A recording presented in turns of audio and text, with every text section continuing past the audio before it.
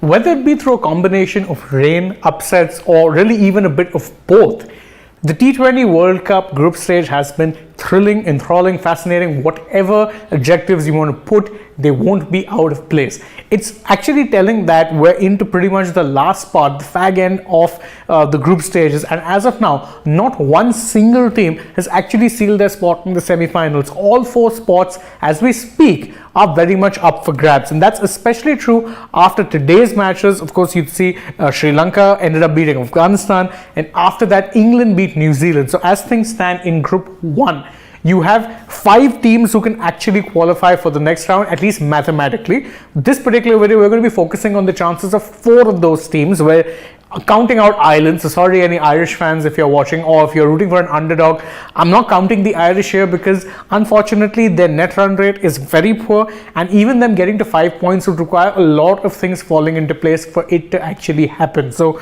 it's not realistic, unfortunately, so we're not really counting that. But 4 teams are currently in a good position to take up 2 of those spots. So you have England, you have New Zealand, Australia, and incredibly even Sri Lanka can very well make it to the semis, and of course they will need results to fall their way on the final day. Now let's quickly take a look at what exactly it is that these teams need to do in order to seal their spot in the semi-final when it comes to the final round of group matches. Now, New Zealand arguably have it the easiest when you're looking at, the permutations and combinations. They're taking on an Irish side who, of course, plucky underdog, sure, but will be an easy team to beat.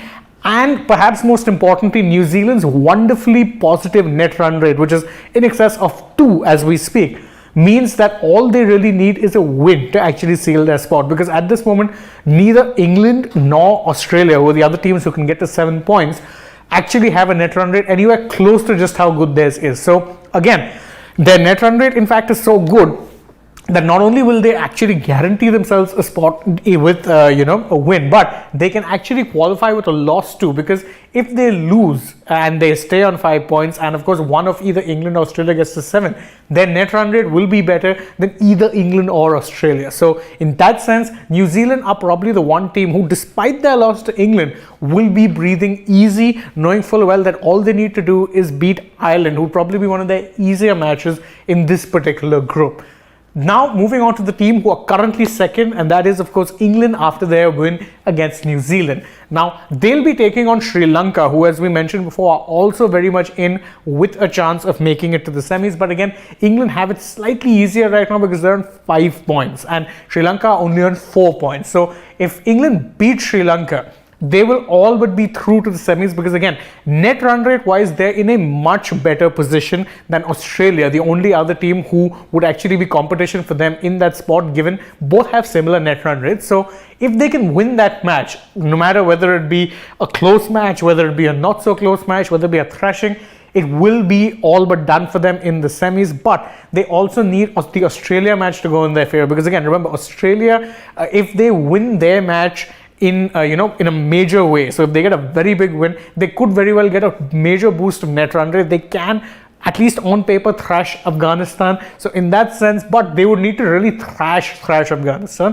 to actually be in with a chance if England win. So if England win and then Australia either lose or win a close match, they'll be ahead, because if Australia lose, then it's down to points, simple as. But if Australia end up beating Afghanistan in a close encounter, it means their net run rate doesn't get a boost, whereas England's does get a bit of a boost with the win. So in that sense, easy business for them. Now on to Australia, who many people had thought would be favorites, given A, they're defending champions, and of course B, it is being played in their home country.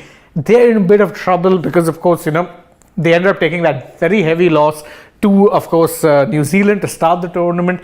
They have actually made their way back strongly since, but they did show some signs of weakness even in their last game against Ireland. Now, they will be taking on Afghanistan in the final game. So actually, if you're looking at it in terms of fixture runs, the Aussies have it best. Afghanistan are the one team that haven't won a game in this particular group, and they are the only team who are mathematically out of contention for the semis. So this should be an easy win, but they don't just need to win easy, they need to win big, because that is the only way that their net run rate gets that very, very good boost.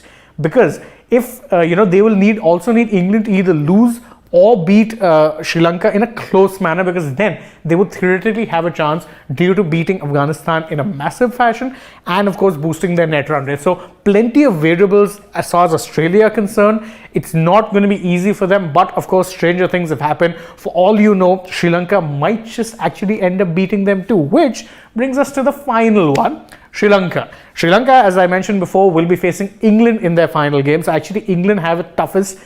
Sri Lanka, mind you, faced Afghanistan here, but England actually have had the tougher of the last two fixtures. Sri Lanka, their final match against England, and all they really need is a win in this particular encounter. The margin doesn't matter as much because net run rate won't come into factor in one way. So if they can beat England, and then if Australia actually end up losing to Afghanistan, that is the way that they will qualify. Because again, if Australia win, then it won't matter because Sri Lanka will have 6 points, Australia will have 7 points, so it doesn't really come into play. However, if they get even a close win against England and Australia somehow manage to lose, they contrive to lose the plot against Afghanistan, then and only then can Sri Lanka make it. Now again, as I said, this seems like a bit of a long shot.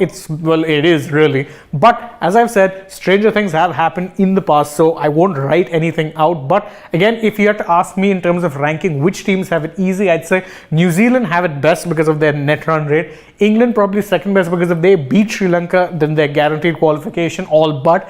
Australia and Sri Lanka, well, they really need the luck of the dice to roll their way, because not only do they have to win, but they really need other results to go their way as well. And that is always a less than ideal situation to find yourself in such tournaments, because again, if your destiny is in your own hands, even regardless of whether you win or lose, at least you can say, look, we made it or we didn't make it, despite the fact that we had our own destiny in our hands. Here, Australia and Sri Lanka could potentially find themselves in situations where they fulfill their end of the bargain, but the other chips don't fall their way. It's a harsh way of going out, sure, but the counter to that is why you win games early and keep your destiny in your own hands. Now, that is essentially the scenarios, and believe you me when I say Group 1 will be keeping a very close eye, because as I said, it is crazy just how close it is. Let us know in the comments below who you think would be the favorites to make it into the semi-finals from this group, and don't forget to like the video, share it with your friends, and subscribe to the channel and tap that bell icon if you haven't already. Then